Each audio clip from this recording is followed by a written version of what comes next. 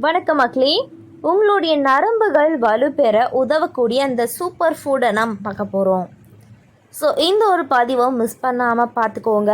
அதுக்கு முன்னாடி இது போன்ற அப்டேட்டுகளை நீங்கள் தொடர்ந்து கேட்கணும் பார்க்கணும் அப்படின்னு சொன்னால் நம்மளுடைய சேனலை மறக்காமல் சப்ஸ்கிரைப் பண்ணிவிட்டு சைடில் இருக்கக்கூடிய பெல் பட்டனையும் கிளிக் பண்ணி ஆல் அப்படின்ற ஆப்ஷனை செட் பண்ணி வச்சுக்கிட்டீங்க அப்படின்னா நான் போடக்கூடிய தகவல்கள், அற்புதமான விஷயங்கள் உங்களுக்கு நோட்டிஃபிகேஷனோட அடிக்கடி வந்துடும். இப்போ நம்ம பதிவுக்குள்ளே போயிடலாம்.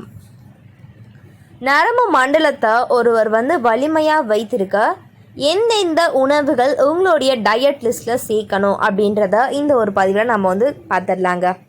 ஸோ நரம்பு மண்டலம் தான் நம்மளுடைய மூளைகள்லேருந்து நமக்கு செய்திகளை அனுப்புது. நரம்புகள் ஒவ்வொரு உணர்வையும் வெளிப்படுத்துது. இந்த மாதிரி நமக்கு புரிய வைக்கவும், அத்தகைய நரம்புகள் பலவீனமாக இருக்கும்போது உடலில் சரியான இரத்த ஓட்டம் இருக்காது. அதனால் நிறைய பிரச்சனைகள் நம்ம சந்திக்கலாம் அப்படின்னு சொல்கிறாங்க. ஸோ எனவே என்ன பண்ணணும்? நரம்பு மண்டலத்தை ஒருவர் ஆரோக்கியமாக வைத்திருக்க வேண்டும் அப்படின்னு சொன்னால் நம்ம அன்றாட வாழ்வில் ஒரு ஆரோக்கியமான உணவு டயட்டை எடுத்துக்கணும்.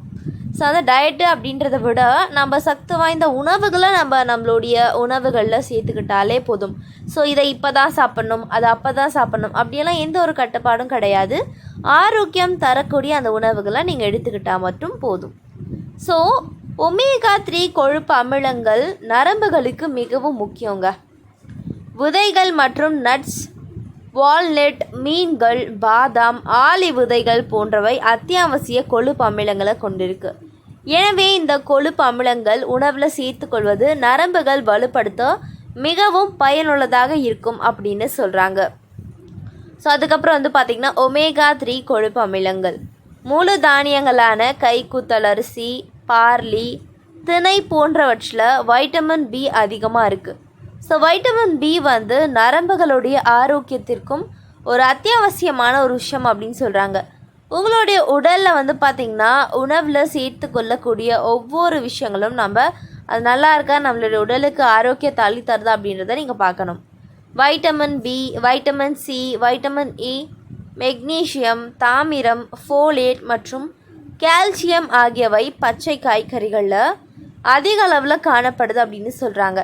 ஸோ இதுதான் குழந்தைகளுடைய நரம்பு மண்டலத்திற்கும் வளர்ச்சிக்கும் ஒரு உறுதுணையான ஒரு விஷயமா இருக்குது அப்படின்னு சொல்கிறாங்க.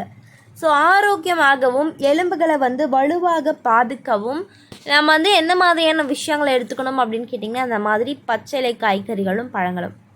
ஸோ கீரைகள், முருங்கைக்கீரை எடுத்துக்கலாங்க. ஸோ முருங்கைக்கீரையில் எக்கச்சக்கமான ஒரு அற்புதமான விஷயங்கள் இருக்குது.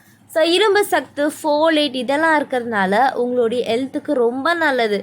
ஸோ நம்மளுடைய நரம்புகள் மட்டும் பாதுகாக்கப்படணும் அப்படின்னு சொல்லிட்டு நம்ம ஸ்பெசிஃபிக்காக உணவுகளை எடுத்துக்கிறது கொஞ்சம் கஷ்டம்.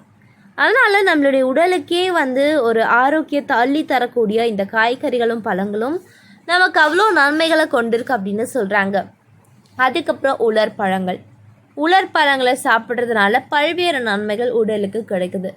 ஸோ பாதாம், முந்திரி, வாதுமை, பருப்புகள் போன்றவற்றை தினமும் உங்களுடைய உணவில் சேர்த்து கொள்வது ஒருவருக்கு நரம்பு மண்டலம் வலுவாக இருக்கும் அப்படின்னு சொல்கிறாங்க. ஏன் அப்படின்னு கேட்டிங்கன்னா உலர்பழங்களில் மெக்னீசியம் சத்துகள் நிறைஞ்சிருக்கு. இது உங்களுடைய உடலில் நரம்புகளுக்கு மிகவும் ஒரு முக்கியமான ஊட்டச்சத்து அப்படின்ற மாதிரி சொல்கிறாங்க.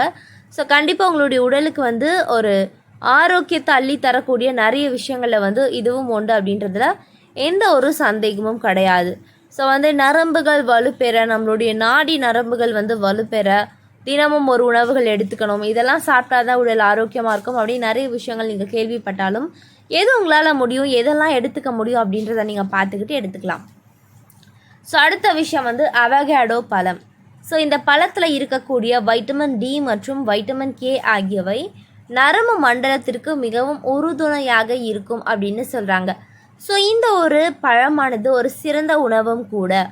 ஸோ மரபு சார்ந்த நோய்கள் மற்றும் ஸ்ட்ரோக் போன்ற நோய்கள்லேருந்து நம்மை பாதுகாக்கக்கூடிய அந்த நோய் எதிர்ப்பு திறனை அதிகரிப்பதற்கும் இந்த பழம் நல்லது. ஸோ எண்ணெய் சத்து மிகுந்த இப்பழத்தில் சதை பகுதி வைட்டமின்கள், புரதங்கள் மற்றும் தாதுப்புகள் நிறைஞ்சிருக்கு அப்படின்னு சொல்கிறாங்க. ஸோ சர்க்கரையுடைய அளவை கட்டுப்படுத்துவதில் மிக மிக முக்கிய பங்கு வகிக்கிறது இந்த ஒரு பழம். ஸோ செரிமான பிரச்சனைகளையும் சரி செய்யக்கூடியது இந்த அவகாடோ பழம். நம்மளுடைய உடற்பயிற்சி நாட்களில் உடற்பயிற்சி செய்வதற்கு முன்பும் சரி பின்பும் சரி நீங்கள் சிறிது கீரல் வெள்ளரிக்காய் எடுத்துக்குவது நம்மளுடைய உடலில் இருக்கக்கூடிய அந்த சூட்டை தணிக்கும் அப்படின்னு சொல்கிறாங்க. ஸோ அதுக்கப்புறம் என்ன அப்படின்னு கேட்டிங்கன்னா மாட்டுப்பால். ஸோ பால் அப்படின்னாவே மோஸ்ட்லி மாட்டுப்பால் தானே நம்ம பயன்படுத்துவோம். இந்த பால் சார்ந்த பொருட்கள் எதுவாக இருந்தாலும் நரம்பு மண்டலத்திற்கும் ஊட்டசக்தினை அளிக்கக்கூடியதாகும் அப்படின்னு சொல்கிறாங்க. ஸோ அதில் இருக்கக்கூடிய கால்சியம் மற்றும் இதர சக்திகள் உடலில் பல நோய்களை தீர்ப்பதுடன் வலிமையை அதிகரிக்கக்கூடிய ஒன்றாக இருக்குது. பால், தயிர், வெண்ணெய், நெய் ஆகியவை உடலுக்கு அவசியமான உணவாக இருக்குது. கால்சியம், பொட்டாசியம், வைட்டமின் பி மற்றும் புரோட்டீன் ஆகியவை பால் சார்ந்த இந்த பொருட்களை நம்ம எடுத்துக்கொள்வது உங்களுடைய நோய்களிலிருந்து பாதுகாக்கக்கூடிய ஒரு விஷயமாகவும் பால் அவசியமான ஒன்றாகவும் இருக்குது அப்படின்னு சொல்கிறாங்க. ஸோ அது மட்டும் கிடையாது, பாதாம், முந்திரி, பருப்பு, வால்நட் போன்றவை நட்ஸ் வகைகள் நம்மளுடைய நரம்பு மண்டலத்திற்கும் ஊட்டச்சத்து அளிக்கக்கூடிய மிக முக்கியமான உணவுகளுடைய அந்த வரிசை பட்டியலில் முக்கியமான இடம் பிடிக்குது அப்படின்னு சொல்கிறாங்க. ஸோ இதில் இருக்கக்கூடிய மெக்னீஷியம் நம்மளுடைய உடலுக்கு ஆரோக்கியத்தை ஏற்படுத்தக்கூடியது. பிஸ்தா பருப்பில் இருக்கக்கூடிய வைட்டமின் பி மற்றும் வைட்டமின் சி ஆகியவை நமக்கு இதய நோய், இந்த இதய குழாய்களில் பிரச்சனைகள்லேருந்து பாதுகாக்க உதவுது அப்படின்னு சொல்கிறாங்க. மேலும் இதில் இருக்கக்கூடிய அதிக நல்ல கொழுப்பு சத்தானது இரத்த அழுத்தம், சர்க்கரை நோய் கட்டுப்படுத்துவதில் முக்கிய பங்கு வகிக்குது அப்படின்னு சொல்கிறாங்க. ஸோ வால்நட்டில் அதிகமாக இருக்கக்கூடிய ஒமேகா 3 கொழுப்பு அமிலங்கள் மூளை வளர்ச்சிக்கும் அதிக பங்களிப்பு செய்வதுடன் மூளை சார்ந்த நோய்கள்லேருந்து நம்ம ரொம்பவே ஹாப்பியாக வச்சுக்குது. ஸோ அதுக்கப்புறம் பார்த்திங்கன்னா அத்திப்பழம் சிறுநீரகம் சார்ந்த பிரச்சனைகள்லேருந்து நம்மை பாதுகாக்க மிக முக்கியமான ஒரு பங்கு வகிக்குது அப்படின்னு சொல்கிறாங்க. ஸோ முந்திரி பருப்பில் அதிக அளவில் புரத சக்தி உள்ளது. முந்திரியானது புற்றுநோய் ஏற்படுவதை தடுக்க உதவுது.